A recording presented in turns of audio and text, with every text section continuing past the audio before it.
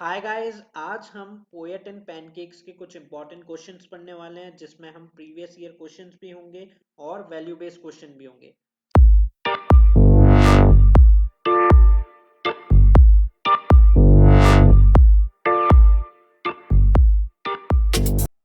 अगर गाइस आपको कॉम्बो या लिटरेचर बुक या फिर राइटिंग सेक्शन की बुक अगर परचेज करनी है, काफी इंपॉर्टेंट बुक्स हैं गाइस, 2 मंथ्स के अंदर आपका कोर्स कंप्लीट करा देंगी।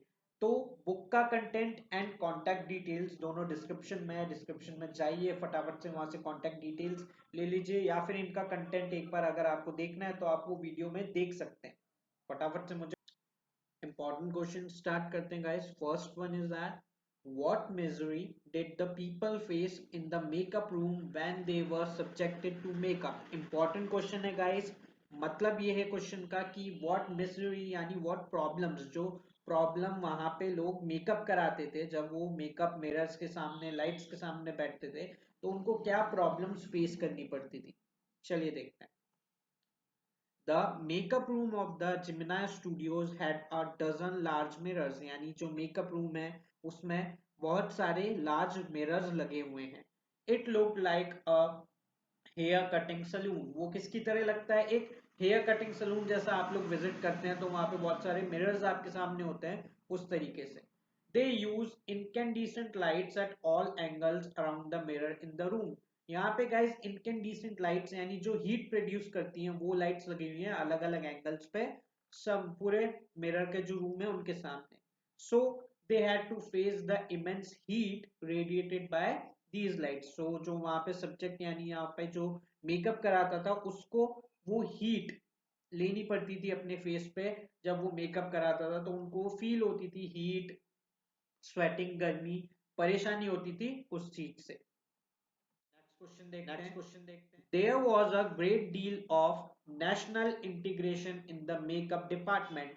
Why does the narrator say so? National integration का मतलब ये है गाइस, अलग अलग स्टेट के लोग एक साथ वहां पे वर्क कर रहे हैं। तो ऐसा क्यों था ये आपको यहाँ पे बताना है। इंपॉर्टेंट क्वेश्चन है, टू आया है।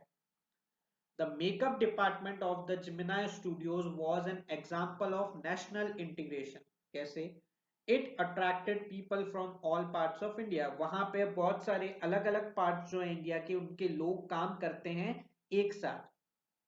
It was headed by a Bengali who was succeeded by a Maharashtrian, यानी बंगाली ने हेड किया था, फिर उसके बाद वहां पे महाराष्ट्रियन भी थे। He was assisted by Kannadiga, यानी कन्नड़ से जो लोग आया था उन्होंने उनको असिस्ट किया था। And a person from Andhra, Andhra का भी एक लोग, एक जना था जो उनको असिस्ट करता था। And there were usual local Tamils who work in the office. और वहां पे जो लोकल तमिल्स थे वो भी थे, वो लोग भी वहां काम करते थे। The department presented a picture of national integration. इस तरीके से सब लोग, सब अलग अलग स्टेट के लोग एक साथ मिलके काम कर रहे हैं, इसलिए वो क्या लगता है गाइस, एक नेशनल इंटीग्रेशन लगता है। Question number third guys, describe the job of the office boy in the studios. What dreams did he entertain when he entered the Gemini studio? यानी जो ऑफिस बॉय था गाइस, यानी second एक तरीके से character chapter का, वो जब स्टूडियो में आया था तब उसकी जॉब क्या थी, और वो जब आए थे तो वो क्या ड्रीम्स के बारे में बताना है। The office boy was not a boy but a man in his early 40s. It was his responsibilities to do the makeup of the crowd. यानी ऑफिस बॉय जो था वो अपने अर्ली 40s में था, यानी उनकी एज, और जो क्राउड थी उसका मेकअप किसकी रिस्पॉन्सिबिलिटी थी? ऑफिस बॉय का। Office boy wants to become a star actor और a top screen writer, director, lyrics writer when he entered Gemini studio. Office boy जब आए थे तब वो एक स्टार एक्टर बनना चाहते थे, स्क्रीन राइटर बनना चाहते थे, डायरेक्टर या लिरिक्स राइटर, जब उन्होंने जिमिनाई स्टूडियो ज्वाइन किया था। Question number four, what did the author seem to be doing at the Gemini studios. यानी अब ऑथर का जॉब क्या है, वो क्या लगता है कि वो काम कर रहे हैं या नहीं कर रहे, उसके बारे में आपको बताना है। The author worked in a cubicle or a little office at the Gemini Studios, यानी एक क्यूब सा छोटा सा ऑफिस था उनका। ऑथर्स यानी कौन है guys? Ashoka Mitran, job was to cut out newspapers clippings on different subjects. उनकी जॉब क्या थी, न्यूज पेपर्स में से जो कुछ आर्टिकल्स हैं, कुछ सब्जेक्ट्स हैं, उनके ऊपर छोटी छोटी सी न्यूज़ें कलेक्ट करना। He could be seen sitting at his desk for long hours. तो वो ये कटिंग करने के लिए न्यूज़पेपर पढ़ना, फिर उसकी कटिंग करना, तो काफी टाइम तक अपनी ही डेस्क पे बैठे रहते थे, उनका ये काम था। His work was to tear up important articles। important articles में जैसा मैंने आपको बताया न्यूज हेडलाइंस हैं न्यूज़पेपर्स में से, डे इन डे आउट, मतलब यही उनका काम था रोज का। He used to store those clippings in files। वो सारी चीजों को एक फाइल में इकट्ठा कर लेते थे। Most people thought that he was doing next to nothing। तो बहुत सारे जो लोग थे वहां पे उनको लगता था कि नरेटर सिर्फ ऐसे ही रखा गया, इनको ये इनका कोई काम है नहीं, ये कुछ भी काम नहीं करते हैं। चलिए नेक्स्ट क्वेश्चन देखते हैं, question number 5। Compare and contrast Subbu and the office boy. यानी number 1 at Gemini studio Subbu main character जो है चैप्टर के, और ऑफिस बॉय को कंपेयर करना है दोनों के कैरेक्टरिस्टिक्स के बारे में, दोनों के वर्क के बारे में, दोनों ने क्या एजुकेशन लिया, आपको कंप्लीट यहाँ पे उनका कंपेयर एंड कॉन्ट्रास्ट करना है। चलिए आंसर देखते हैं। Subbu was a genius and number 2 at Gemini studio. Subbu एक जीनियस थे अपने काम में, और वो नंबर 2 थे जिमनाई स्टूडियो में। The office boy was a frustrated man. यहाँ पे ऑफिस बॉय जो है वो फ्रस्ट्रेटेड हैं, काफी फ्रस्ट्रेटेड रहते हैं। He was disappointed with his life. वो यहाँ पे काफी डिसअपॉइंटेड हैं अपनी लाइफ से, क्योंकि वो जो करना चाहते थे वो नहीं हुआ। He couldn't fulfil his dreams of becoming a script writer और अ डायरेक्टर। उनकी जो ड्रीम्स थी स्क्रिप्ट राइटर बनने की या डायरेक्टर, वो पूरी नहीं हो पाई।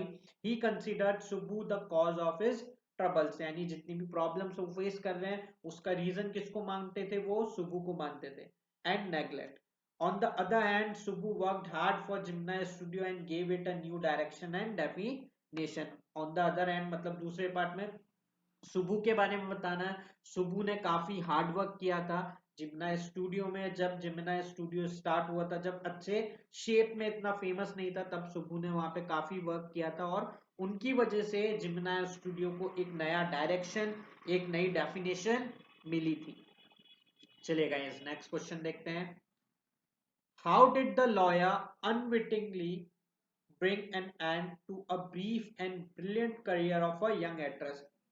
किस तरीके से लॉयर जो था गाइज यहाँ पे, जो एडवाइस भी देते थे, लीगल एडवाइजर, उनकी वजह से एक एक्ट्रेस जो थी, यंग एक्ट्रेस का करियर एंड हो गया था, वो देखते हैं। आंसर देखते हैं। An extremely talented but a moody actress once burst out on the sets. यानी गाइस एक टाइम पे काफी टैलेंटेड एक्ट्रेस थी, वो एक दिन किसी पर्टिकुलर डे पे गुस्सा कर रही थी सेट्स पे।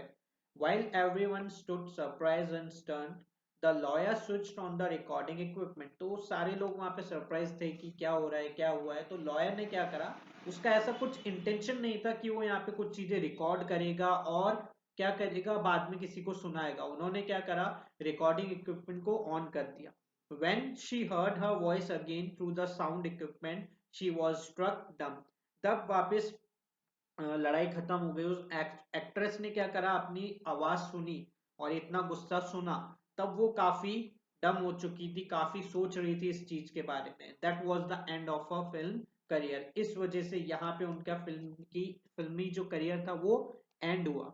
सो unwittingly the lawyer ruined the bright career of a talented actress. So वो चाहते नहीं थे लॉयर कि ऐसा कुछ हो कि मेरी वजह से किसी का जो करियर है वो खराब हो जाए, पर उनकी वजह से एक्चुअल में क्या हुआ, किसी का करियर, एक टैलेंटेड एक्ट्रेस का करियर खत्म हो गया।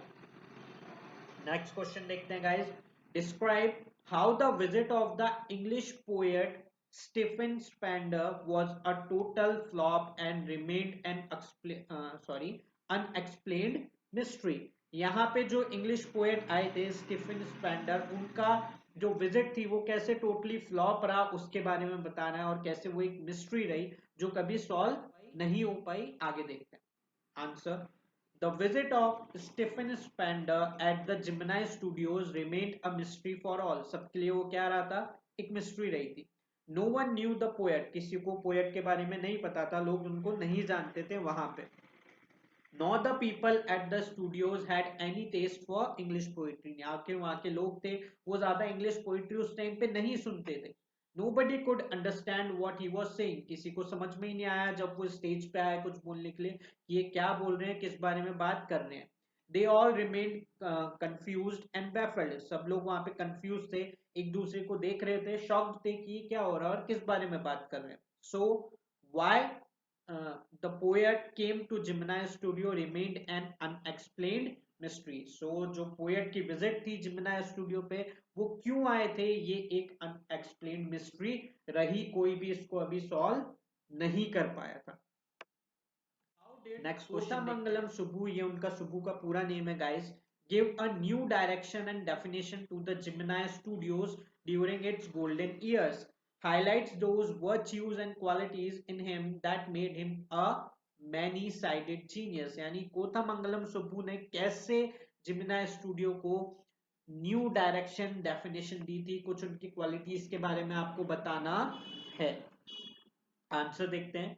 सुबु was number 2 at Gemini Studios in its golden year. सुबु क्या थे, नंबर 2 थे, यानी उनसे ऊपर सिर्फ कौन थे, बॉस थे वहां के. He was a many-sided genius. वो काफी फील्ड में बहुत जीनियस थे ऐसा बताया गया है. He served his boss and organization with dignity and distinction, यानी बहुत अच्छा काम करते थे. बॉस ने अगर उनको कुछ बोला है तो वो उसको कंप्लीट ही करते थे, तो एक डिग्निटी थी कि सुबु के पास काम गया है तो वो अच्छा ही होगा.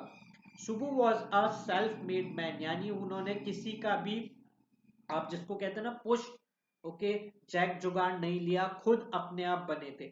He entered the studios in uncertain and difficult times. जब वो स्टूडियोज में आए थे तब इतना अच्छा टाइम नहीं चल रहा था, इतनी फिल्मी एजेंसीज कंपनियां नहीं थी. He didn't have much formal education. उनके पास ज्यादा एजुकेशन भी नहीं थी. He was a Brahmin and had an exposure to more affluent wealthy situations and people. यानी उनके पास एक्सपीरियंस था गाइस, वो ज्यादा अच्छे बड़े इंटेलिजेंट लोगों में उठते बैठते थे, उन लोगों से ज्यादा मिले थे. सो उनके पास ये एक्सपीरियंस था जो उनकी लाइफ में उनके काम आया. His sense of loyalty made him identify with his boss. यानी जो वो लॉयल रहते थे अपने बॉस के लिए, वो उनको एक आइडेंटिफाई करती थी ग्रुप ऑफ पीपल में से अलग कि यार ये बंदा अलग ही है. Film making became so easy with an expert like Subbu moving around. यानी फिल्में बनाना, सुबु के साथ फिल्मी लाइन में काम करना बहुत इजी हो गया था. He was a tailor made for films, यानी ऐसा बोला जाता है कि ये फिल्म्स में काम करने के लिए ही बने हैं. He never aspired for the lead roles but always performed better than the main players. यानी वो कभी भी ये नहीं चाहते थे यार मुझे मेन रोल मिले ही मिले, बट वो परफॉर्मेंस बेटर दे देते थे किससे, मेन प्लेयर्स से. He was an amazing actor, बहुत अच्छे एक्टर थे. Like this he gave new direction and definition to the Gemini Studios. इस तरीके से उन्होंने क्या किया, नया डायरेक्शन दिया, डेफिनेशन दी Gemini स्टूडियो को. सो गाइज यहाँ पे हमारे इंपॉर्टेंट क्वेश्चंस जो है वो खत्म होते हैं. फॉर मोर वीडियोस आप मेरे चैनल को लाइक कर सकते हैं, सब्सक्राइब कर सकते हैं एंड शेयर करिए. Thank you.